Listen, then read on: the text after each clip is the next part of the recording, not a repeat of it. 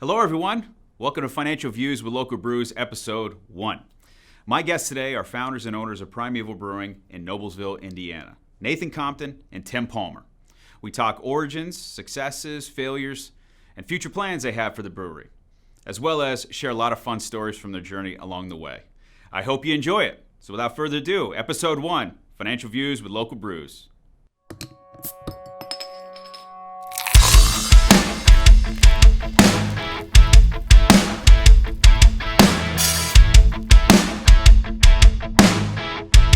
All right, boys. Well, thanks for doing this.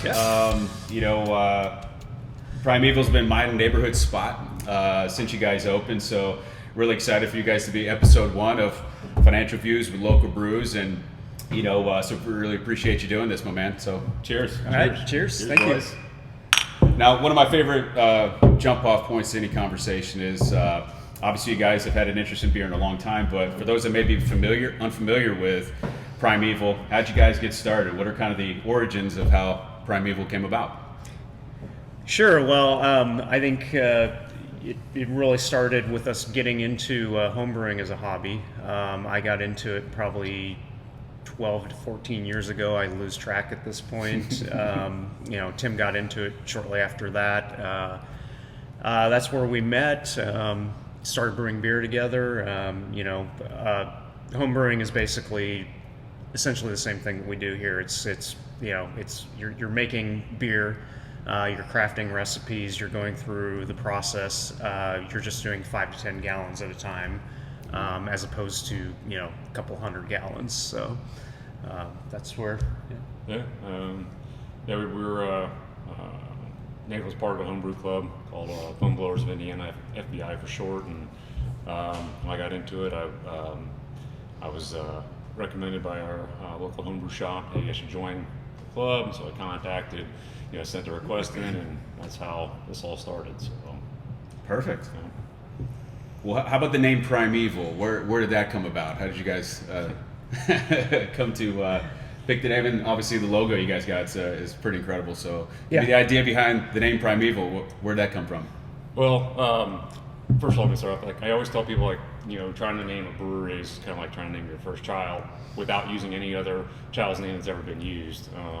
Just because the industry, beer, wine, liquor, all that kind of stuff is kind of grouped together when you're trying to trademark a name or something like that. You can't use anything that's the same, similar, and or a lot of times even the intention is close to it, whether spelling is different or not. So we had a whole slew of names we started going through. We both kind of brainstormed, got together, went through them. Maybe didn't agree on them, couldn't come to an agreement on some, liked some, found out they couldn't use them. And I mean, honestly, we went through this process for a long time.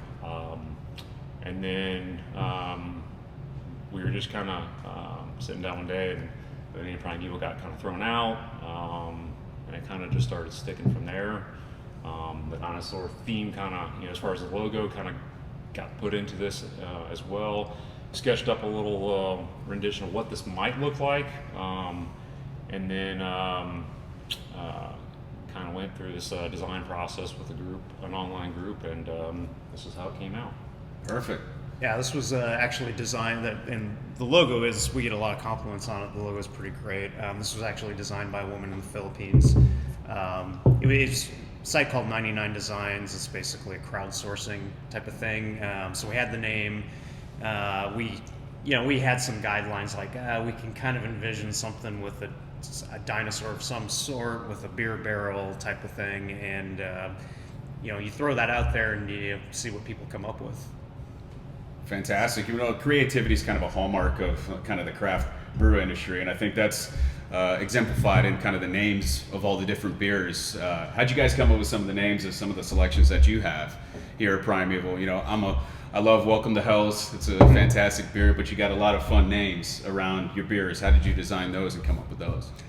So most of them, most everything that we've done here to this point has been like a somewhat proven homebrew recipe on a small scale that then we're scaling up here. So when you're homebrewing, you name your beers, and for the most part, the beers kind of carried over. The exception to that is the IPA, and the IPA was not named because prior to this because frankly we didn't really brew them.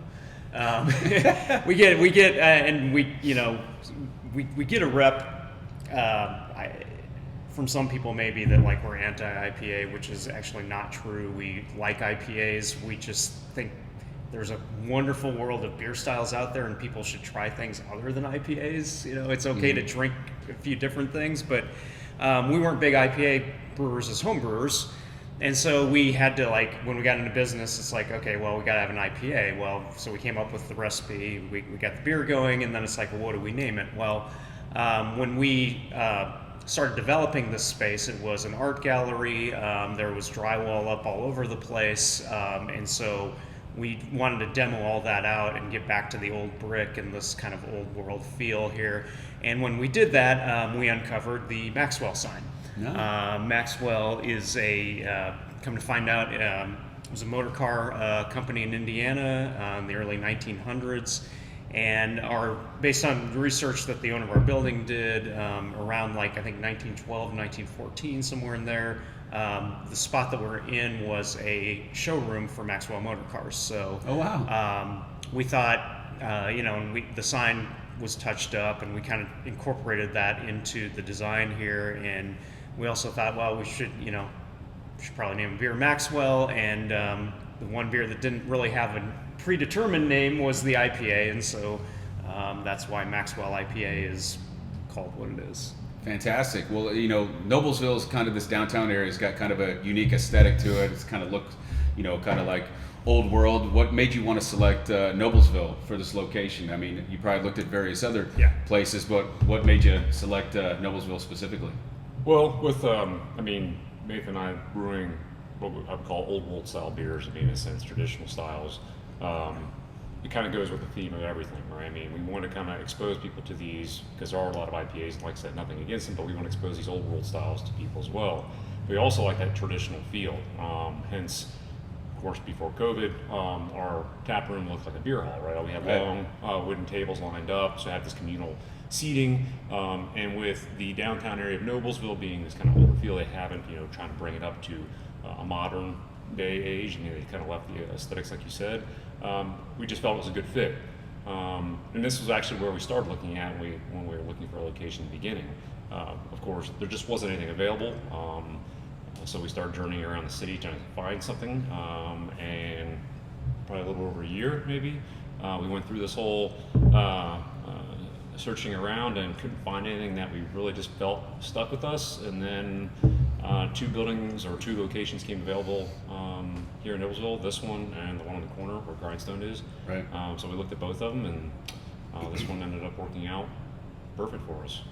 Yeah, it's a great spot. I think you get a lot of walk-through traffic, right? When they do some of the events down here. Well, seeing that you've been brewing for a while, can you think back to the first beer that you had that made you want to think, like, after tasting it, like, I think beer is going to be a bigger part of my life. If you can think back to that era, what beer was the first one that you tried that said, this is good. I think I'm going to dive into this a little further. Well, I don't. I actually would. My answer would be that I don't have one, and I'll try to explain why. So I was when I was younger, and the craft beer market, of course, was nothing. Back in the late '90s, was nothing like it is now. But sure. But there were some things starting to emerge out there, and I was really getting into some American craft and also some imports, and getting into the European styles of beer. But I had no interest in brew. I didn't know anything about it. I had zero interest in it. But I'm a hard person to buy gifts for, and so one Christmas, my wife's parents, we're basically like, well, he likes beer, so let's get him a homebrewing kit. And I got this, and I'm like, I don't want to do this. Like, this is like, brewing beer is supposed to be, or drinking beer is fun. Like, I don't want to put work into this, right? But they, I got this basic kit, and they also bought a recipe kit. So I had all the ingredients to make a beer. And so I was like, all right, well, I'll go ahead and do it. And so I made a batch of beer, and it wasn't a disaster. I think at the time I thought it was great. Like when I did it, if I were to go back in time and try it now, I kind of wonder what I would think. But it went well enough that I was like, try another one, and then I'll try another one, and I got sucked in. I got hooked in, and and obviously at that point, it's still a hobby. It's not like, oh, this is like my calling or any. I did this for a long time before we ever got to this point. But yeah, that's kind of how I got started. So. How about you, Tim? Well, as far as getting started brewing, I mean, during the during that kind of recession back in 2008, 2009, I wasn't sure like what was going to happen. I mean, I was still working, but there was a little more time, so I was kind of like, I mean, I love drinking beer and everything, so I'm like, well, I'm gonna try brewing this. So I bought a kit from Great Fermentations and followed it to the T. I'm an engineer, so I followed all the instructions to the T, except there was a lot of vagueness in some of the instructions, but basically what ended up happening is I ended up scorching my pot, burning all the sugars to the bottom of the pot, and it was like a complete disaster. It was just a mess, and I was like all frustrated with it. I was like, well, I'm not going to do this. I mean, it's just a waste of time. But, I don't usually like just stop with that. After I got calmed down, I went back, cleaned everything back up. I took a lot to get the pot cleaned off, but did. Bought the same kit, started doing it, and then just kind of fell in love with that. The beer, like Nathan said, you go back in time, the beer probably wasn't as good as you think it was, but right. For me at the time, it's like, wow, I actually did this. Mm-hmm. And so I just kind of started falling in love with it. I bought every book I could, I listened to every podcast I could, and just kind of built up, as much knowledge as I possibly could brew and expand my capacity for brewing and what I could do with it. And it just kind of went from there. I love the science behind the brewing. I also love the creativity behind the brewing, so it kind of fills both my needs when it comes to that. And I just find it really a great satisfaction myself. So I don't know, just like I said, fell in love with it. As far as how this got started, honestly, you kind of, I think in your mind, you think about this every now and then. I think a lot of homebrewers think about this to a degree, depending what's going on. Sure. But honestly, it kind of blossomed my mind a little more when I came back I went on a beer trip to Belgium, and when I came back, it's kind of like where it kind of really started coming to life for me, just because of going there. And I'd been the year before, but not like on a dedicated beer trip. So these beers I was having are just, you have fantastic right from the source, and you get this new appreciation for what they are and what they do. And then you try to get them here, and then it's just, they're different, right? And, I always loved it. My father traveled to Germany a lot, brought beer back, and it's just one of these things he really enjoyed. So it was like, I wanted to kind of do this. And so it was after I came back, it's where it kind of started going with, where I approached Nathan about it. We started having discussions about it, so.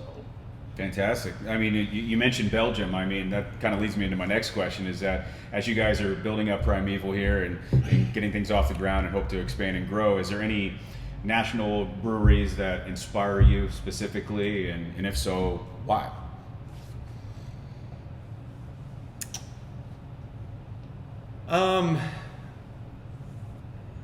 I think, I was a pretty big, as I was developing my home brewing, I was a pretty big founders geek. Mm-hmm. And we took kind of pilgrimages to Grand Rapids when I don't know if a lot of people have probably been there at this point and have been to their, expansive, their nice space in downtown. We went up there when it was like it was often a little warehouse basically, and they built a little tap room at the very front. They could maybe seat like 25 people in there. I'm not sure, but I mean, we were going up there because the beers were getting made and they're getting distributed here, and we were making pilgrimages there. Another one was Arcadia, which I'm not even sure how they're doing. I don't see them distributed around here, but they're in Battle Creek, Michigan, and they did a lot of British beers, which kind of somewhat became my niche as a home brewer. So those were two that, when I was kind of developing the home brewing and before the craft beer scene really took off in Indiana, that I would say kind of inspired me. Since now that the local scene has changed, and I always kind of list Daredevil, Beer Brewery, Taxman, I think are, to me are like 3 of the local breweries that I think do really good work and that I kind of, look up to and aspire to be. I shouldn't say aspire to be like, because we're not trying to aspire to be like anybody, but in terms of we're trying to do our own thing, but in terms of quality, those are some that I look up to. Yeah, I mean, as far as a national brewery, I mean, Sierra Nevada comes to mind. Yeah, it was one of the first really craft beer I would say I had. But then another one was, I mean, it's you get it a lot here in Ohio when I was in Ohio, or Indiana originally. But Boulevard Brewing, so the story behind Boulevard Brewing in Kansas City is, I mean, the founder and owner of that, basically, he started that because he came, like I was talking about, came back from Europe after traveling around, and when he came back, he couldn't find beer he wanted that he liked the he was drinking over there, and so he ended up starting Boulevard Brewing, that was kind of a really fantastic story it just kind of stuck with me a lot. But as far as like I kind of like want to kind of like Nathan said, I mean, some of our local breweries, I mean, we just have some fantastic places around here. Sure. I mean, Daredevil makes some fantastic beers, but one of the things they do is they make a lot of fantastic German style lagers. Really great local beer. Start off and just does a tremendous amount of variety of beers, and they've just they're top notch. I mean, and Taxman has pretty much dedicated themselves from starting kind of Belgian style beers, and then they branch off and do other things, but at the same time they kind of stuck to that core and make some wonderful beers, and high quality beers. So like Nate said, I mean, we're doing our own thing, but you see what people are doing here locally, and it inspires you. So absolutely. I think as you mentioned, I think we have just over 160 plus breweries here just in Indiana alone. If you had to pick, you mentioned a few of those other breweries. If you had to pick one beer outside your own blends that you could only drink that beer every day, what would it be outside of your own? Oh boy.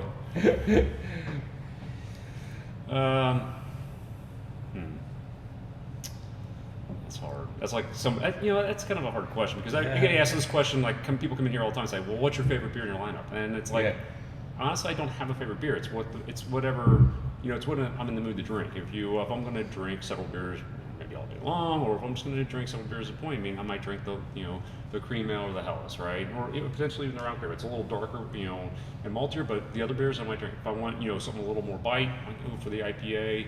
Or if I'm, just going to really just want to relax, I'll drink one of our bigger beers. I mean,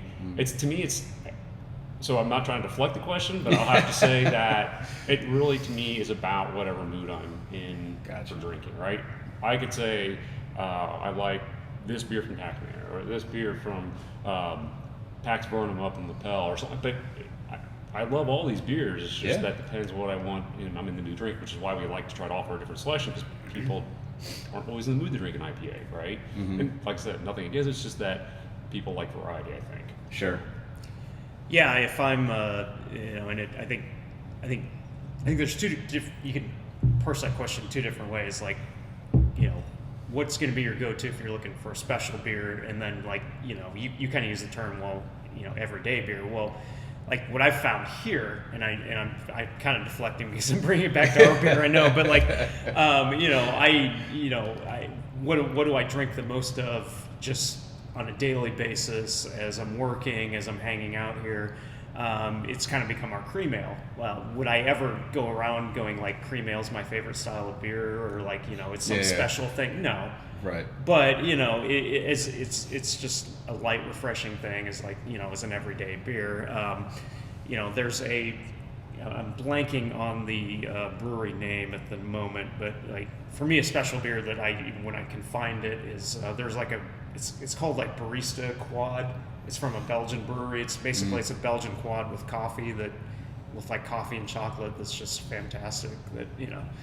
But it's 11% beer, 11% alcohol beer. I think Yeah. it's not something you sit around and Just- I can say so if I say, well, that's my favorite beer, that doesn't mean that I sit around and drink that every day because Sure. you couldn't function. Right.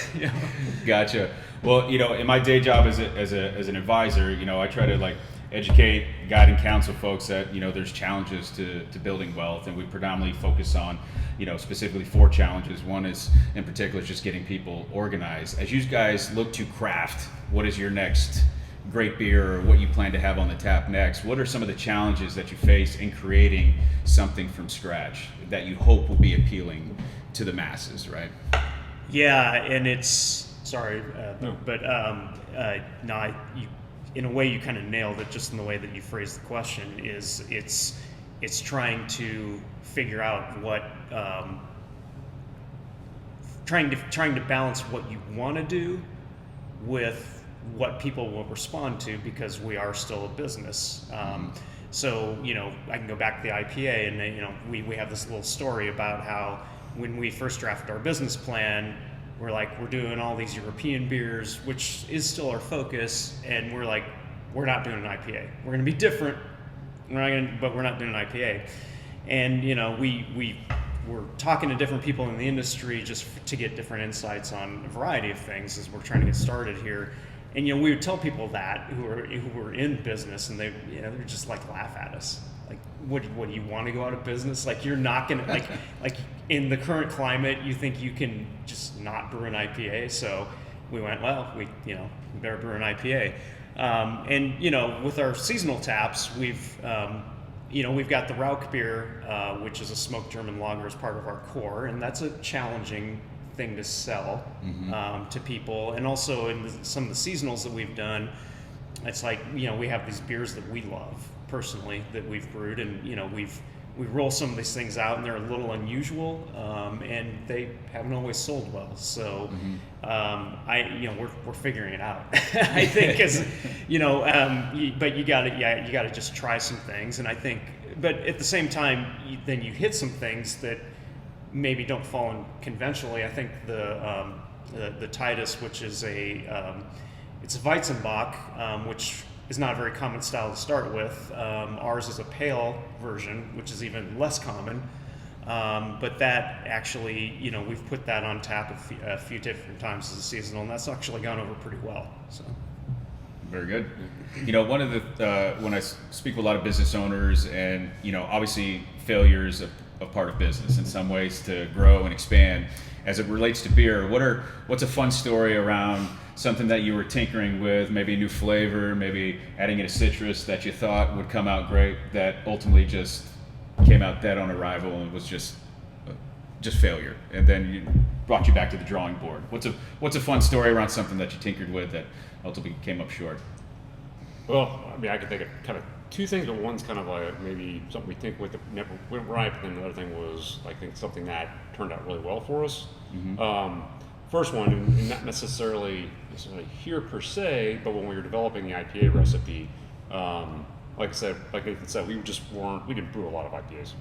I had brewed some, I know he'd brewed some, but it wasn't our big thing. So I never tried to perfect a IPA recipe or anything like that. So in developing IPA recipe, we went through so many iterations. We had this idea in mind that we were going to do this, and this is going to be great. We're going to do something different, and we just kept trying and pushing it, and we kept repeating this beer and serving it to our club members, our friends, and we just couldn't get it. It just wouldn't come out like we were hoping it would come out.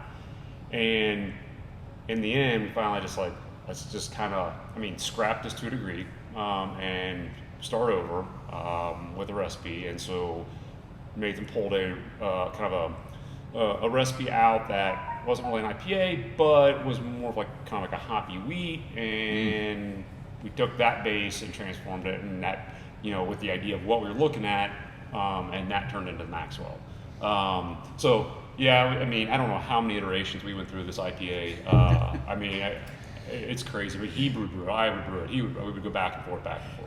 And sorry to jump in, but it's a great story. So there was, we got in, we're doing all these iterations, and we're up against it. we're doing it on a homebrew basis, and we're up against it. We're ready to open. We're about ready to open here. We've got to have an IPA. We got one. We like basically tore everything up. I made this beer with completely redesigned recipe. We got one test batch in, and then like we're opening here, and we went.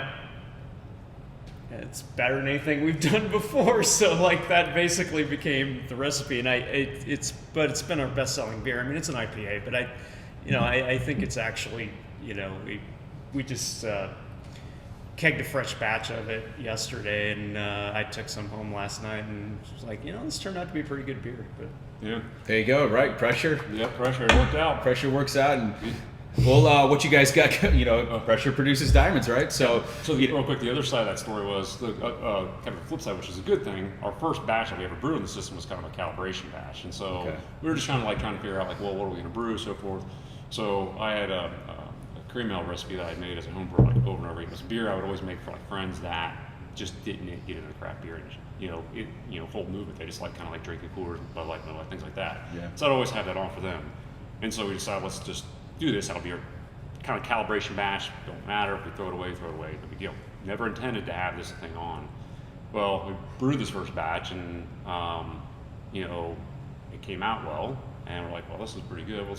We're not going to toss this or anything. Let's just put it on.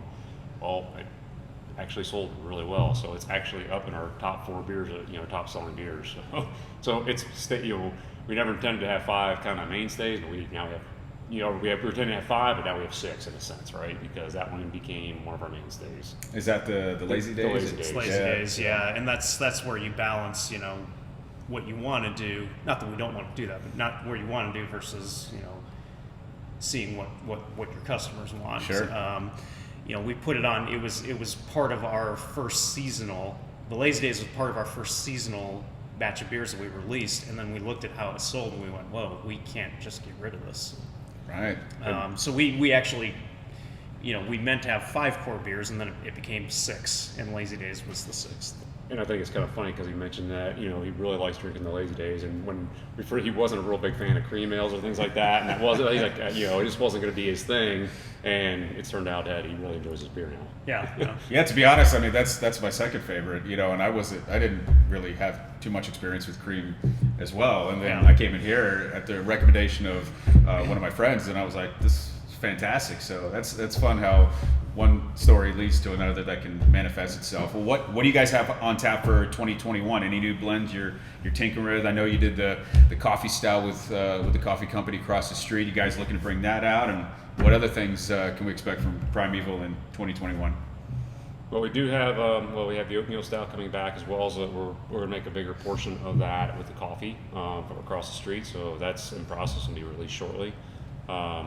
We have several other styles that we'll do that we haven't done yet, to kind of hopefully coincide with some I would call some seasonal type stuff, like potentially like Fruity Fest in the springtime. We'll bring our we'll maybe start looking at doing a kind of a sour, like a Berliner Weiss or a Goza, to have our own on tap. We give people that option.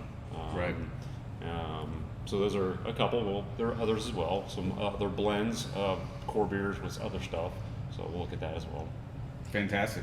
Yeah, we've got a Doppelbock in the works that as a very German-focused brewery, we'll always have things like that, and it'll be set for a spring release at the kind of the traditional time of what you would call box season. So that'll be a big one coming up. Probably going to experiment with some more Belgian styles, because we do want to. It's not that it's a focus, but we do love Belgian styles. We want to get into it a little more. It's just been more of a matter. We've done a few. It's just been more of a matter of there's so many beers we want to brew. What do we get to? And so I think that'll be on the way. One of our taps this year we are dedicating a little more to small batch experimental type things, so that we can turn things over and offer something new to people a little more than we did in 2020 as well. So. Gotcha. It'll give us some feedback as well, like what how things are going, what people like, things like that. So. Sure. Do you guys do like kegs and one-offs and things like that for some of the local restaurants around here, or just people that request, hey, I want to get a keg more than what you guys just offer here in the brewery? I mean, we offer keg, 6 barrels of our core beers, or any of the beers mainly, or basically, but we don't really, do anything special for people if they request it like that. Gotcha. We just pretty much offer what we have on tap. Very good. We are looking to start. We have not been distributing our beer. Our focus for the first year was tap room, selling beer out of here. That's kind of the core of our business. But we are starting to, going into 2021, we are starting to look at possibilities for pushing our beer out. It'll be on a limited basis, but trying to get into some restaurants and bars and things like that. We did have a number of our beers on at Books and Brews in Noblesville Town Center, or Hamilton Town Center, excuse me, back in like October, November. They just approached us and asked, and we said sure, but we're going to make a little more of a concentrated effort this year to do Very things good. like that. In my day-to-day as an advisor, you educate people on life's challenges, right? And if you guys were to sit in my seat as an advisor, and you had a group of guys that were starting just like you did as home brewers, coming in from when you guys opened late 2019, coming through 2020, which is a year I'm sure most of us just want to forget. But if a group of guys came to you and said, what advice would you give for somebody that wants to launch a place like what you are creating here at Primeval? Two things for me is, and we got into this game late, so I realized the irony in some of what I'm about to say. But the first thing is, what's your niche? What do you do that's special, that's a little unique? What kind of vision do you have? Because this isn't the same environment as when Sun King and Flat 12 started. This is there are a lot of breweries. It's not the boom that it used to be. It's not, the industry is not growing the way that it was. There's a lot more competition. You're not just going to open a brewery and automatically be successful because you roll out a standard. Here's our blonde ale. Here's our, Brown ale. Yeah, here's our like standard. I'm strongly of the opinion you've got to figure out when you're breaking into it now, what makes you special, what makes you unique, what's your twist on it? What are you bringing to the table that people can't easily get somewhere else? In other words, kind of find your why of why you're doing it, right? Yeah. I mean, it's not enough to just be like, hey, we're a craft brewery. There was a time you said, hey, we're a craft brewery, and like I would go there. I'd drive to the other side of the city because I loved beer, and there weren't very many. I'd be like, wow, there's a new brewery opening 30 miles away. Yeah, I'm gonna like drive and go check it out. Now I'm like, I've got a bunch of great breweries like 2 miles from my house. Like I don't do that anymore. Right. So what are you doing what are you doing that's going to draw people in? And then the second thing is, you better be serious about what you're getting into. This is it is not easy. The time and the expense and what we went through to just get a place this size off the ground. Mm-hmm.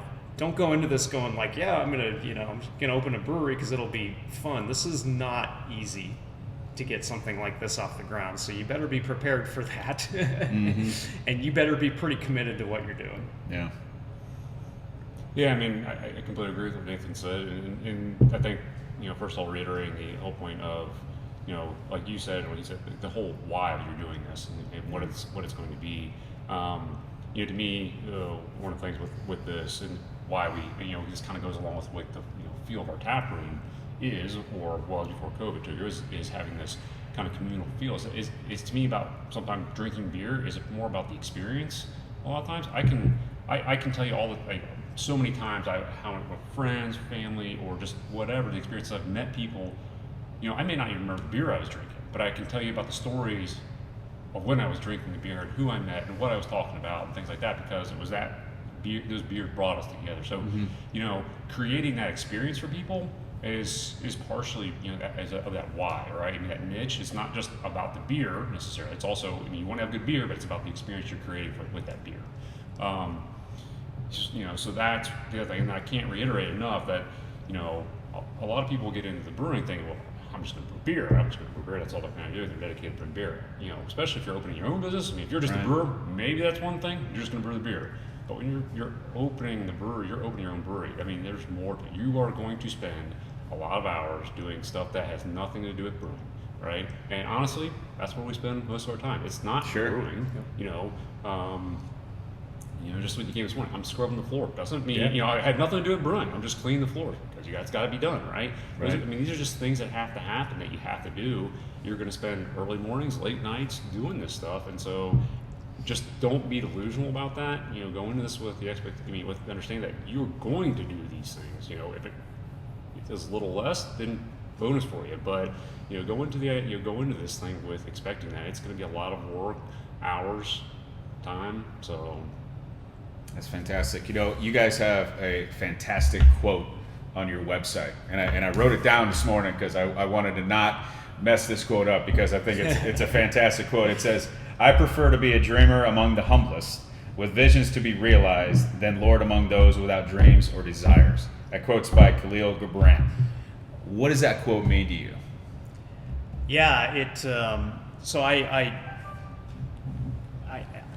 this is not something that I've carried with me for a long time, but when we started developing this, I kind of went searching, for something that was kind of a motivational thing to be able to look at as we're being able to do this, and also put on the website and kind of project that to people. And it really what it means to us is when we started doing this, with the business environment being what it was, the craft beer environment being what it was, so many breweries, like I was talking about before, we had to ask ourselves, all right, if we can be like Noblesville's favorite brewery, and we can eke out a living, based on that, are we happy with that?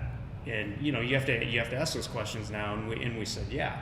But if you're coming into it now going, I'm going to be the next Sun King, I'm going to be the next Three Floyds, good luck. Yeah. I mean, I'm not saying you can't, but if you go into it assuming that you're going to get, and maybe we'll get there, I don't know, but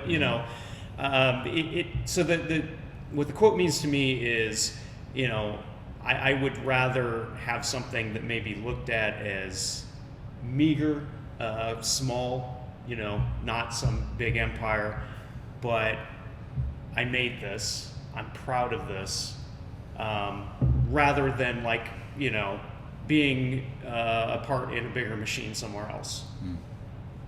Very good. All right, last question. When I sit down with clients for the first time, I often ask this question: is to say, if we could sit down again in 3 years, what would need to take place within that time, both professionally, financially, personally, that we can look back on and say our time spent together was valuable? Putting that in your terms as brewers, if we were to sit down and say 3 years to do another podcast, what do you guys envision for Primeval, and what are you looking to accomplish over the next 3 years that you can look back on and say, we're on the right path, we're starting to achieve some of the goals we set out initially? Give me some feedback on what you hope the next 3 years will look like that we can look back on with fondness.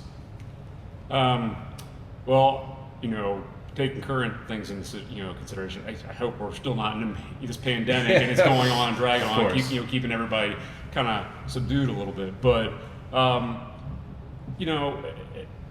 of reiterating a little bit what Nathan said back to the quote. I mean, we want to grow, we want to expand in a way, but we want to we want it to be what we want to do, right? We don't want. I mean, we want to fill people's needs. We want people to enjoy the beer, but at the same time, we want to. This is our business, and we want it to grow like we want to grow. Do the things we want to do to grow the business, and people respond to that, and we'll evaluate that along the way. But we want to grow under control, not just where a lot of breweries have just expanded to the point that they've got themselves in trouble. When things do come up, right, and they can't take it back, right? They can't take a step back and reverse course a little bit. So, I think we we want to grow, we want to expand, add more tanks, distribute more, people come in and enjoy us, but all, like Nathan said, can we be Noblesville's brewery? Can we go even be a little bigger, and continue to offer things that just aren't offered or other people, or other people do, or other breweries do. Not that they're bad or other breweries are bad. Just we want to offer something different and continue that, and people enjoy it.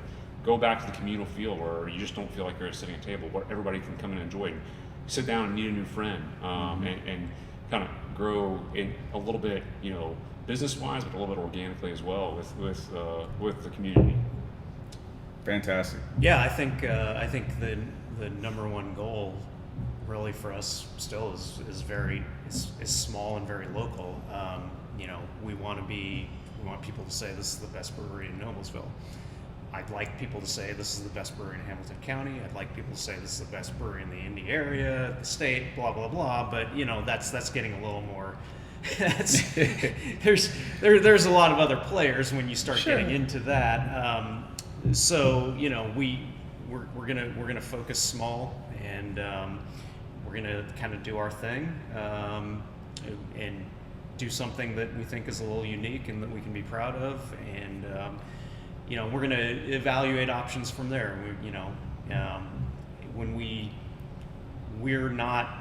We've always kind of had the attitude like we're not going to push aggressively in the retail market just because we think that's what a brewery should do, or because we have some financial goal. Will we do that if we think that we're building our brand and we feel like there's demand? Sure. But it's just going to be evaluating that as we move forward. Fantastic. Well, boys, thank you very much for doing this. I greatly appreciate it. Thank you. Nathan Compton, Tim Palmer, Primeval Brewing, Noblesville, Indiana. Come check them out. Thanks, boys. Thank you. Thank you. Cheers.